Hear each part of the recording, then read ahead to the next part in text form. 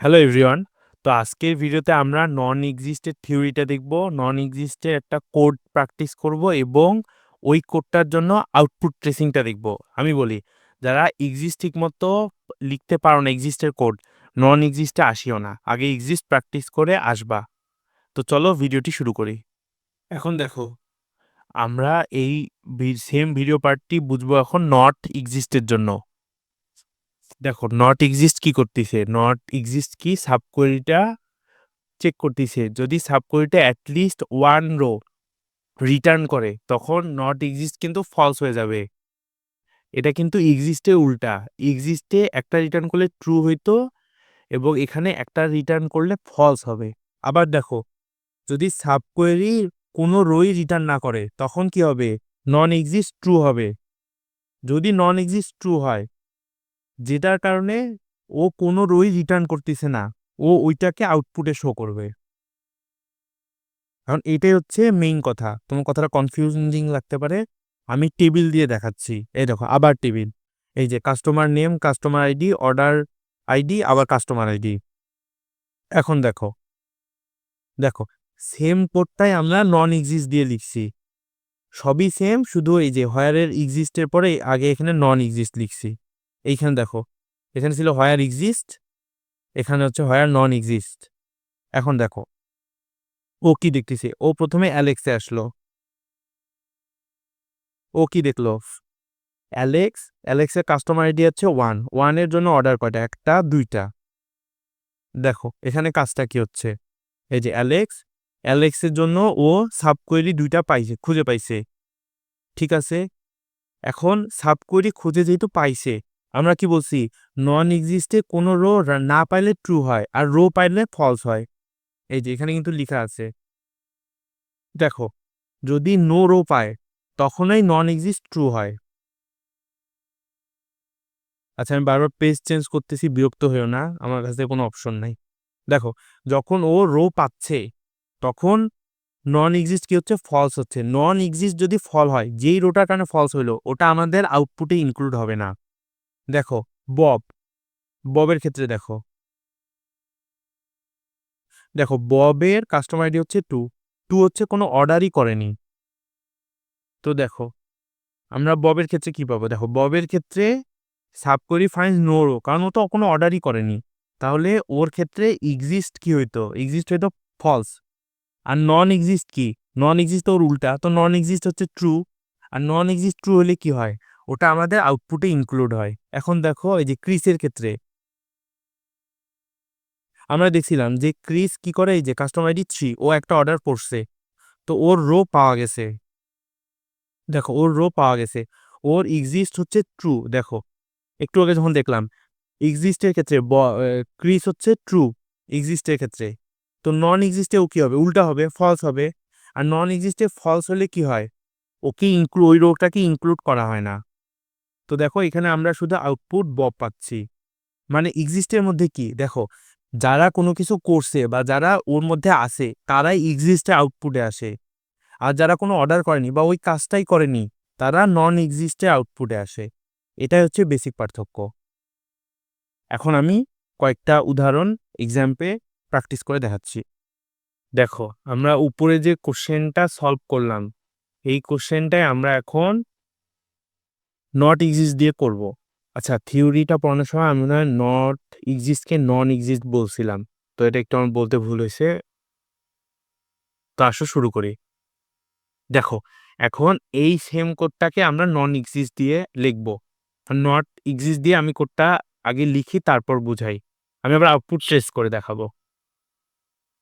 দেখো, প্রথমে আমাদের কি হতে হবে, যে এখানে নট লিখতে হবে, নট এক্সিস্ট। তারপরে নট ইকুয়াল এল টু আর প্রজেক্ট মার্স,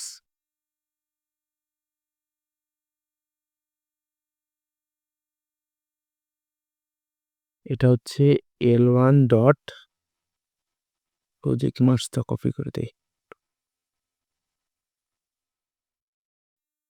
আচ্ছা, এখানে কি হচ্ছে আমি আউটপুট ট্রেস করে দেখাবো, তাও একবার দেখাই। দেখো ও কি করবে, প্রথমে নেমগুলো সিলেক্ট করছে ফ্রম ল্যাব গ্রেডস টেবিল থেকে L1 নাম হিসাবে।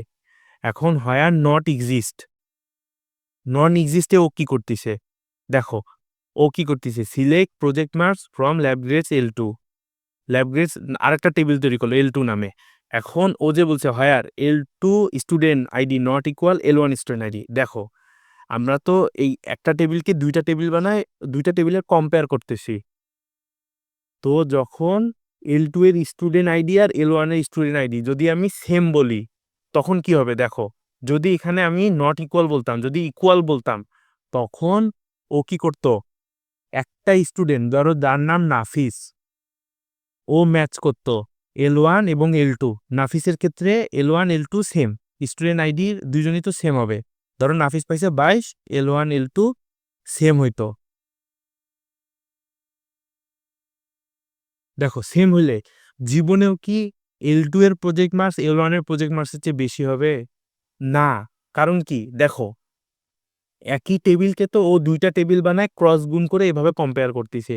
যদি দুইজনের স্টুডেন্ট আইডি সেমই হয়, তখন ধরো আমি এবং আমার কলেজের আমার স্টুডেন্ট আইডি আর আমার স্টুডেন্ট আইডি দুইজনেরটা কম্পেয়ার করা হচ্ছে, দুইজনই যদি সেমই হয়, তখন একজনের প্রজেক্ট মার্কস কি আরেকজনের প্রজেক্ট মার্কসের চেয়ে বেশি হবে? ধরো একটা ক্লাসে কি একটা ফার্স্টের মার্কস আর আরেকটা ফার্স্টের মার্কসের চেয়ে বেশি হবে? একটা ক্লাস তো ফার্স্ট একটাই থাকে, ওই জন্যে এখানেও ম্যাক্সিমাম মার্কস একটাই থাকবে, ওই জন্যে সেম স্টুডেন্ট আইডির দুইজনকে কম্পেয়ার করা হচ্ছে না, ওই জন্য এখানে নট ইকুয়াল দিছে। এখন যখন আমি আউটপুট ট্রেস করব, ব্যাপারটা বুঝতে সুবিধা হবে। আর প্রজেক্ট মার্কস L2 গেটার মানে L2 কে বড় এবং L1 কে ছোট বলা হইলো কেন? দেখো নন এক্সিস্টে কি করবে, যেই রোটা আউটপুটে আসবে না, এখানে যেই রোটা আসবে না, যার কারণে নন এক্সিস্ট ফলস হবে, ওকেই তো ইনক্লুড করবে।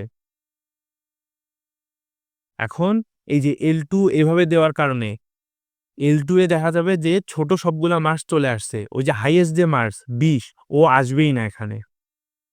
না আসার কারণে কি করবে, ও তখন হাইয়েস্ট ওই মার্কস দুটাকে শো করে দিবে। এখন আমি এটাকে কোডটা এখানে আউটপুট করি, এটা এইভাবে বোঝানো কঠিন, আমি আউটপুট ট্রেসের মাধ্যমে বোঝাবো।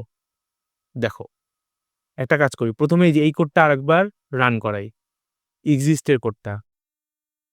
দেখো এক্সিস্টের কোডটা আমরা রান করলে কি করলাম, ম্যাক্সিমাম প্রজেক্ট মার্কস কার, নাফিস আর আরাফাতের। এখন আমরা ওই যে সেম কোশ্চেনের জন্য নন এক্সিস্টের কোডটা রান করে দেখি, আমাদের কে আসার কথা, নাফিস এবং আরাফাতি আসার কথা, ওদের প্রজেক্ট মার্কস 20। এই দেখো নাফিস এবং আরাফাত আসলো। এখন এই কোডটা কাজ কিভাবে করলো আমি তো হালকা পাতলা বুঝাইলাম, যদিও তোমরা বোঝো না আমি জানি। এখন আমি আউটপুট ট্রেস করে দেখাবো। দেখো এইটা হচ্ছে ওই কোয়েরিটা, তো এইটার এই যে এই পার্টটা হচ্ছে আউটার আউটার কোয়েরি, আর এই ভিতরের পার্টটুকু হচ্ছে ইনার কোয়েরি। এই যে নন এক্সিস্টের পরেরটুকু হচ্ছে ইনার ইনার কোয়েরি।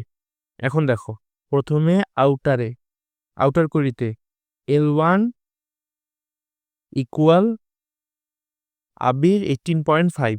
তো দেখো প্রথমে তো আবিরের মার্কস কত, 18.5। দেখো এখন ভিতরের কোয়েরিটা কি চেক করতেছে, যে L2, এই দেখো এখানে কন্ডিশনটা এমন ছিল L2 L1, এই যে L2 L1, ও দেখতেছে যে L1 এর চেয়ে বড় কি কেউ আছে, এই আবিরের চেয়ে বড় মার্কসের কেউ আছে, দেখো আছে, এই যে নাফিস, আরাফাত, মুত্তাদি, তো এই তিনজন আছে। এখন তাহলে এই কন্ডিশনটা কি হচ্ছে, ট্রু হচ্ছে। তো দেখো নন এক্সিস্টেড থিওরি অনুযায়ী যখন আমরা কোনো কিছু রিটার্ন পাই, তখন নট এক্সিস্ট কি হয়ে যায়, ফলস হয়ে যায়। নট এক্সিস্ট যদি ফলস হয়, তখন ও এই রোটাকে সিলেক্ট করবে না, মানে ও আবিরকে সিলেক্ট করবে না। আবার দেখো পরেরটায়, দেখো পরের কে ছিল, দেখো নাফিসের মার্কস হচ্ছে 20। এটার ক্ষেত্রে কাজ কিভাবে হয় দেখো, এখন আবার L2 L1, L1 এ কে আছে, নাফিস হচ্ছে 20। এখন দেখো 20-এর চেয়ে বেশি মার্কসের কেউ আছে, অবশ্যই নাই। 20-এর চেয়ে বেশি তো হাইয়েস্ট, 20-এর চেয়ে বেশি মার্কসে এখানে কেউ নাই, তাহলে নট এক্সিস্ট কি হচ্ছে, ট্রু হয়ে যাচ্ছে, কারণ 20-এর চেয়ে বেশি কেউ নাই। ওই কারণে সাবকোয়েরি কি দিবে, সাবকোয়েরি কোনো রো রিটার্ন দিচ্ছে না। সাবকোয়েরি কোনো রো রিটার্ন না দিলে নট এক্সিস্ট কি হয়ে যায়, নট এক্সিস্ট ট্রু হয়ে যায়। আমি থিওরিতে বলছিলাম, ওই জন্য নাফিসকে সিলেক্ট করা হচ্ছে। আবার দেখো আরাফাতের ক্ষেত্রেও সেম, আরাফাতের ক্ষেত্রে ওই যে L2 L1 আরাফাতের মার্কসটা তো L1 এ সিলেক্ট করা হলো 20 এর চেয়ে বড় কেউ আছে না, তাহলে সাব কোয়েরি কি রিটার্ন করবে? যেহেতু কন্ডিশনটা ফলস হচ্ছে, সাব কোয়েরি কোনো কিছু রিটার্ন করবে না। সাব কোয়েরি কোনো কিছু রিটার্ন না করলে নট এক্সিস্ট কি হয়ে যায়, ট্রু হয়ে যায়। আর নট এক্সিস্ট ট্রু হলে কি হয়, ওই রোটাকে সিলেক্ট করা হয়। তো এইভাবে আউটপুটটা আসতেছে। এখন কথা হচ্ছে নট এক্সিস্টে এই জিনিসটা অনেক কঠিন করে বোঝানো হলো, এখানে কিছু করার নাই। আমিও অনলাইনে পড়ছি, ব্যাপারটা আসলেই কঠিন করে বোঝানো হয়েছে। আর তুমি বাংলাদেশে আরো কয়েকজন কন্টেন্ট ক্রিয়েটার পড়বা, দেখবা তারা শুধু থিওরিটা পড়াইছে। আমি তোমার তো কোড আউটপুট ট্রেস করে বুঝাই দিলাম। এখন আরো ভালো লেকচার থাকতে পারে, তুমি আরো যদি বেশি ডিটেলসে বুঝতে চাও তাহলে ইন্ডিয়ান লেকচার ফলো করতে পারো। আর মেইন কথা হচ্ছে যদি এটা প্র্যাকটিস করতে চাও, চ্যাটজিপিটি যে বলবা যে আমি নট এক্সিস্টের 10টা কোশ্চেন প্র্যাকটিস করতে চাই, তুমি আমাকে দাও, ও দিয়ে দিবে। এক্সিস্ট নট এক্সিস্ট একসাথে প্র্যাকটিস করবা, তাহলে জিনিসটা ক্লিয়ার হবে। এবং এক্সিস্ট এবং নট এক্সিস্ট আমার এসকিউএল ল্যাব ফাইনালে আসছিল, মিড কোশ্চেনটা আসছিল, ল্যাব অ্যাসেসমেন্টে আসছিল। তো এটা বোঝাটা ইম্পর্টেন্ট। তো আজকের লেকচার এই পর্যন্তই। আমি জানি না আমি কতটুকু বুঝাইতে পারছি, কিন্তু আমি চেষ্টা করছি। যদি কারো ভিডিওটি ভালো লাগে তাহলে লাইক দিবা।